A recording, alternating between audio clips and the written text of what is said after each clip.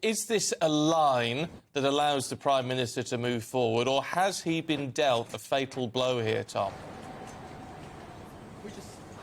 Well, the tricky thing, Stephen, is that no one is quite sure. This is certainly a victory for the Prime Minister, but a qualified victory. A victory that has seen a significant proportion of his own party say that they do not want him to continue in the job. There'll be a job to do to try and rebuild that trust, to try and unite the party. And yes, technically, within the rules of the 1922 committee, not another vote can take place for another year. However, we know how these rules can be changed. Just a simple majority of the 1922 executive, just 5 out of the 9 individual MPs serving on that committee, could change the rules to host a vote sooner. So the Prime Minister not necessarily as in the clear as he might like to be.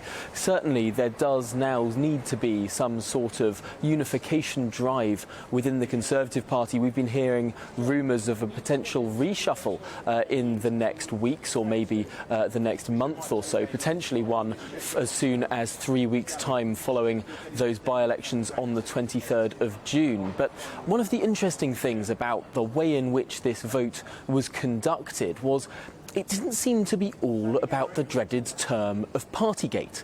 Looking at how different MPs were describing their anguish over which way to vote yesterday, it seems to be that the way in which the government has been drifting, the lack of clear direction, there were many different issues that different MPs were raising with regard to the Prime Minister's leadership. And so one of the potential lessons from yesterday is that the government needs to find a steadier course, that it needs to have an agenda that is more coherent, that is less pushed about by different interest groups, and that is less beset by U-turns. It seems that many Conservative backbenchers in particular are calling on the government to become, if anything, more conservative, less higher taxing, less regulatory. So that is potentially a direction in which we may see this government going while it searches to shore up the ship, searches for direction. Will it be able to achieve that in just the next few months, or will it be yet again knocked off course by these 2 by-elections in Wakefield and in Tiverton on the 23rd of June? Well, that remains to be seen. And Tom, how much can the comparisons be made with Boris Johnson and people like Theresa May and John Major and indeed Maggie Thatcher? You know, he is so different, isn't he? Defies all rules when it comes to these sorts of things that we can't really extrapolate too much from their experiences. No, not necessarily. Margaret Thatcher won by 55% of the vote back in 1990. However, that wasn't 15% ahead of her next rival, which meant that the vote went to a second round, and in the end, it was the cabinet that tore her down.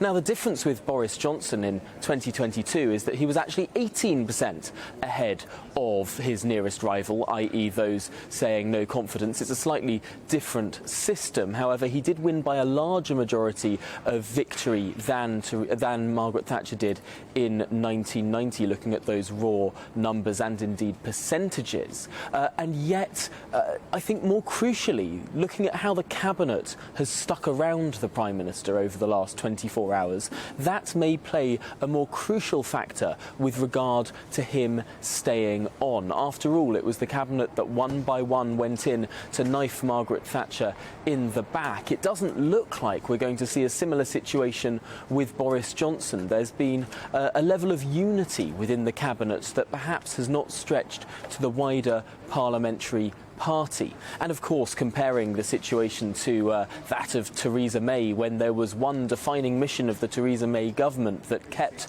being delayed, kept being failed to be delivered. Actually, what brought Theresa May, if you'll forgive me, down 3 months after that vote of confidence in her by the parliamentary party was a national election, the European elections, when the Conservative Party came 5th behind the Brexit Party, Party, behind the Liberal Democrats, behind the Labour Party, behind even the Greens, down on 9% of the vote. The next day, Theresa May resigned as Prime Minister. Very often, it's the electoral events, the judgment of the people that matters so much more in these circumstances. But yes, Boris Johnson, entirely a different character to those that we have seen come before. Different indeed from Theresa May, from David Cameron and from John Major, who also faced a leadership challenge back in 1995. This seems to be a different time, and as his predecessor but one, David Cameron, has described Boris Johnson in the past,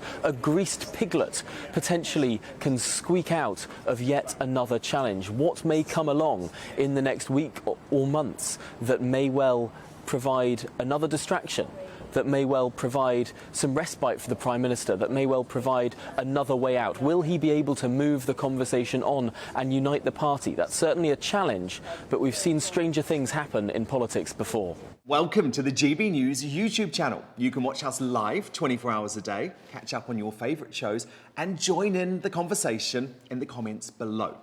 Don't forget to subscribe and you'll never miss any of our exclusive content.